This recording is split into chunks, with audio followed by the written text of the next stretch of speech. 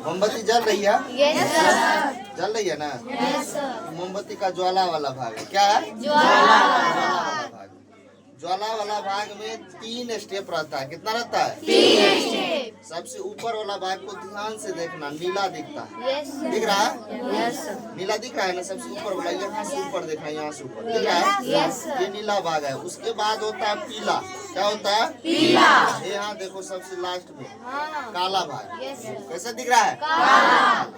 नीला भाग जो होता है वही दोनों के अपेक्षा सबसे ज्यादा गर्म होता है। क्या होता है? सबसे ज्यादा गर्म। और ये जो होता है बीच में पीला, वो नीला के अपेक्षा कम गर्म होता है। क्या होता है? कम गर्म। नीला के अपेक्षा कम गर्म होता है। और ये दोनों के अपेक्षा काला क्या होता है? सबसे कम। ये ज्वाला का 3 स्टेप होता है।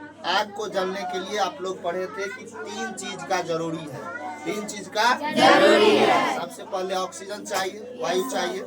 दूसरा ये हो ईंधन चाहिए। क्या है? ईंधन। मोमबत्ती एक प्रकार का ईंधन है। अभी Yes, जो पदार्थ जलता है वही क्या कहलाता है? और जो पदार्थ उस पे उसको बुझाता है वही क्या कहलाता है? जो पदार्थ आग को बुझाता है उसको क्या कहते हैं? अग्निशामक। क्या कहते हैं? कार्बन डाइऑक्साइड गैस क्या करता है? आग को जलने के लिए 3 चीज चाहिए। पहला वायु, वह ऑक्सीजन। दूसरा पदार्थ गर्म होना चाहिए। और तीसरा ईंधन चाहिए ना।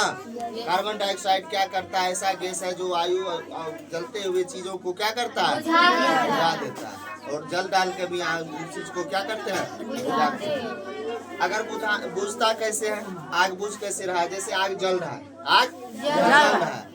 इस पे अगर हम जल डालेंगे तो क्या करेगा? जल चारों ओर से ऑक्सीजन के लेयर को जाने से क्या कर देगा? बंद कर देगा। ऑक्सीजन वहाँ जाने से बंद कर देगा। ऑक्सीजन नहीं वहाँ पूर्ति होगा।